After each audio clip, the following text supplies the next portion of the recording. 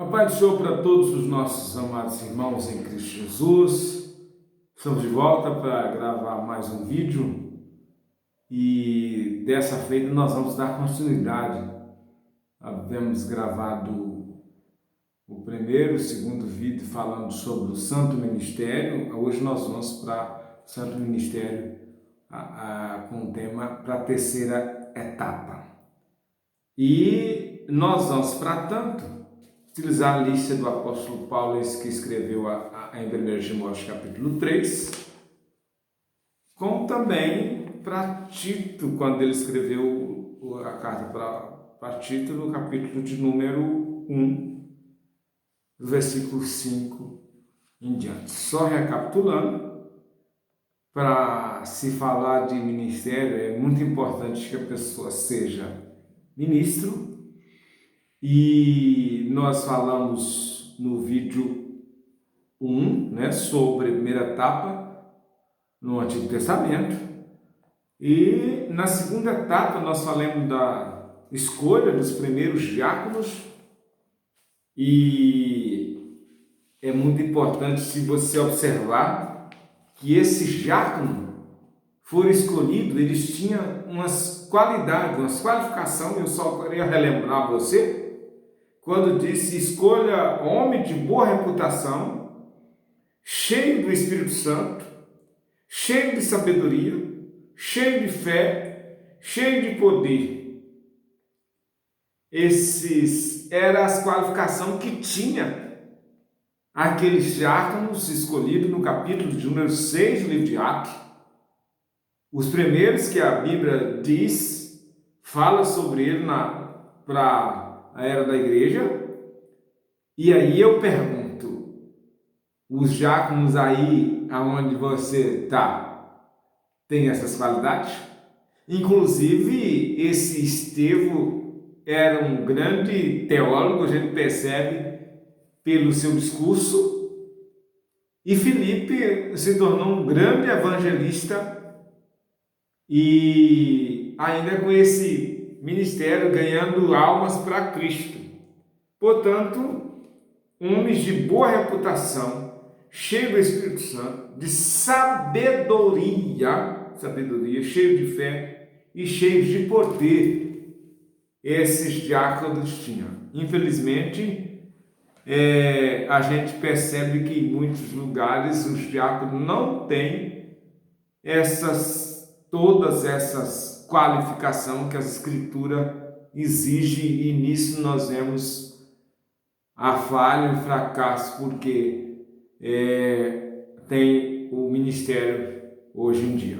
Então, aqui no livro de Atos, para a terceira etapa, nós vemos aqui as qualificações dos presbíteros, que já tem uma posição mais elevada.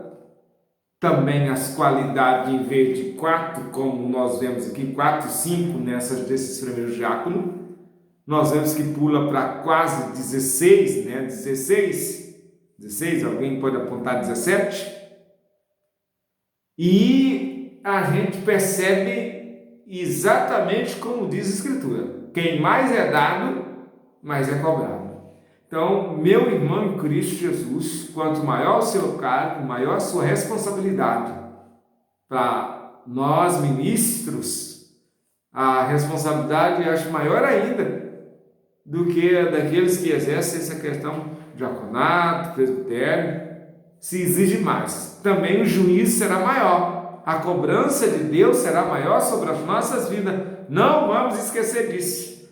Veja que aqui, no capítulo de número 3 do livro da carta do apóstolo Paulo para Timóteo, ele começa: convém que o bispo, versículo 2, convém que o bispo seja irrepreensível, alguém que não possa ser repreendido, marido de uma só mulher.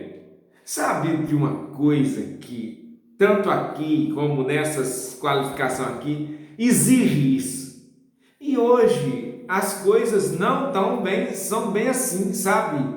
Infelizmente, tem muitos que estão assumindo esse cargo, muitas pessoas ele já está às vezes no segundo, alguns até no terceiro casamento, e estão assumindo posição no ministério. Uma coisa, gente, não me tenha por mal, uma coisa é o chamamento para salvação, para perdão dos pecados, para se tornar membro do corpo de Cristo. Outra coisa é ser o chamado para o ministério, santo ministério, como aprendemos antigamente, que agora essa expressão santo estão tirando do meio. Mas precisa ser alguém que tenha uma conduta ilibada, que possa se levantar e falar sem que ninguém tenha onde apontar uma falha, principalmente nessa magnitude que é a questão do casamento. O casamento, gente, é uma instituição instituída por Deus e a mais antiga da terra, antes da igreja. Exatamente isso. Antes da igreja existir, o casamento existe. Foi o Senhor que estabeleceu isso. E é algo que deve ser honrado, zelado. E tem hora que eu fico nervoso, porque eu vejo pessoas ali falando de casamento, isso, aquilo, outro, sendo que ele não cumpriu com o seu primeiro, já está no segundo, terceiro casamento, querendo falar de casamento. Eu, no meu entender, esse tipo de gente não tem moral para falar sobre isso. Acho que pode falar de outros assuntos, menos disso. Porque você não deu conta de zelar do seu, de cuidar do seu, como é que você vai entrar em uma coisa que você não deu conta? Mas voltamos aqui para o texto. Nós não podemos misturar as coisas. Hoje nós estamos falando sobre o ministério e entre as qualificações dos ministros, diácono, presbítero, pastores, evangelistas, a essa recomendação. Seja marido de uma mulher, uma só mulher. Aí segue a lista que é grande mesmo, a lista, quando diz, ó, marido de uma mulher irrepreensível, marido de uma mulher, a terceira, vigilante, a segunda, sóbrio, hospitaleiro, apto para ensinar. Entre as 16 qualificações que exige do obreiro, 15 delas estão relacionados a seu caráter, ao seu comportamento, à sua conduta de convivência, mas essa aqui, a habilidade para ensinar, é a única que está diferenciada. E aí, veja que a pessoa, ele precisa, o presbítero precisa, pelo contexto das escrituras, ele precisa ensinar alguma coisa, precisa ensinar, apto, pronto, preparado para isso. E aí, infelizmente, muito não tem essas qualificações. Às vezes é um bom diácono, é um ótimo, excelente cooperador, é um excelente diácono, mas quando não tem essa facilidade, essa capacitação para ensinar, mas infelizmente estão às vezes sozinhos, quem está chamando, e aí é quando se dá a oportunidade e deixa muito a desejar. Aí segue falando diversas situações aqui, mas no meu entender, essas duas aqui são as mais importantes, no sentido de que ele realmente seja casado, marido de uma mulher, casado, um casamento, a não ser que seja viúvo. A nossa convenção, acho que no ano de 95, tratou algumas coisas sobre isso, né? Algumas coisas sobre essa questão de casamento, mas infelizmente tem pessoas separando por aí afora, tem pessoas agindo de maneira, meu Deus, depois como é que essa pessoa vai ter moral para ensinar, para aconselhar, para falar sobre o casamento?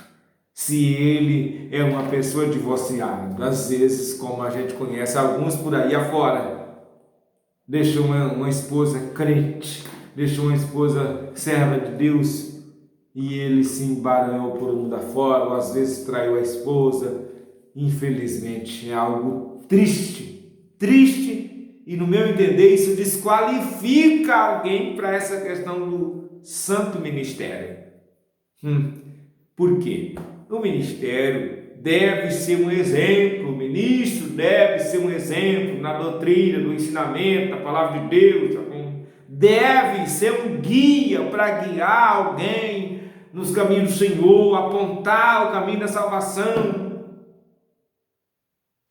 Isso tem me doído bastante nesses últimos anos, quando a gente vai percebendo e vai vendo que essas qualidades são poucas, e aí às vezes para exercer funções, até mesmo em áreas públicas, como eu pesquisando sempre atrás, os testes, os aptidão, as qualidades que precisa ter alguém para servir na Marinha Brasileira, na Marinha Americana, muitas qualidades, mas realmente é alguém que ele está ali porque ama, deu a vida, passou em todos os testes e é apto para toda. Meu Deus, como será que nós estamos servindo, hein? Então, gente, aqui nós temos essas qualidades. Aqui está o que a Bíblia mostra e diz sobre essas pessoas que têm esses cargos na igreja. O santo ministério, como deve ser chamado, e não só ser chamado, como as pessoas realmente devem olhar e ver santidade na vida da gente, na vida nossa, que somos homem de Deus, ou pelo menos é para ser. Mas se ele não preenche essas qualidades, às vezes em conduta, não é uma pessoa de uma boa reputação, não é bem visto na sociedade. Quando se olha para o casamento, para a vida dele, a vida da esposa, a situação é falha, e isso é algo triste. Quando se tem uma oportunidade para ensinar, quando se tem uma oportunidade para pregar, meu Deus, cadê? Será que quem apresentou ele não observou? É isso, essas qualidades? Pois é. Mas ultimamente, eu particularmente tenho visto nesses últimos anos alguém separar por pioneirismo, alguém separar por parentesco, alguém separar porque financeiramente é alguém rico, próspero, é alguém separar no intuito de se tornar fazer parte da minha bancada, do meu apoio, e alguém separar porque realmente é chamado. Então eu tenho visto esses 5 tipos de pessoas separadas. Eu, particularmente, nesses últimos anos, tenho visto isso, 5. Separar, porque ele é o pioneiro aqui desse bairro, dessa cidade. Vamos separar porque é parente. Vamos separar porque ele financeiramente ele é um empresário, ele é alguém mercenário, ele tem um cargo na sociedade, né? É uma grande pessoa por aí. Não, vamos separar porque ele vai nos apoiar, vai nos ajudar, vai fazer parte do nosso grupo. E aí, por último, vamos separar porque realmente é chamado por Deus. Observa que vai dar 5 por 1. Não estou dizendo de algo de coisas que acontecem no outro mundo. Eu tenho visto, ultimamente, isso. E aí eu acho isso lamentável. Porque as escrituras dizem: ninguém toma para si essa honra, senão aqueles que são chamados, como foi Arão. Mesmo que não seja muito, mesmo que nós não temos as plataformas lotadas, mesmo que não esteja em todas as postas 4, 5, mas que ele tenha, o povo que tenha, que seja os 300, mas que seja os 300 com moral, com caráter, com atitude, com qualidade, com postura e, acima de tudo, chamado por Deus. Chamado por Deus, exatamente isso. E aí a responsabilidade é grande, inclusive por aqueles que o apontam, que chamam, que apresentam essas criaturas. Meu Deus, nessa noite, 2021, primeiro vídeo que eu estou gravando esse ano, talvez seja forte para alguns, mas essa é a realidade, gente. Nem todo mundo é chamado para isso, nem todo mundo é escolhido para isso. E é por isso que às vezes nós estamos vivendo muito escândalo, muita desistência, muitas pessoas abandonando a cruz, a casa, o ministério, a posição. Mas esse dia não era diácono, esse dia não era presbítero, esse daí não era aquele evangelista, esse daí não era aquele que era pastor, ou aonde ele está, ou a situação dele. Isso dói na gente, dói porque essa função, esses cargos, vai se tornando às vezes motivo de chacota por esse tipo de escândalo. Mas o X da questão, no meu entender, está exatamente na hora da separação, da escolha, vai mandar muito. Que cada um de nós estejamos atentos, vigilantes e pronto. Não deixe os princípios bíblicos. Não abandona. Por causa de amizade, por causa de presente, por causa disso, não. Observa a palavra. É casado? É divorciado?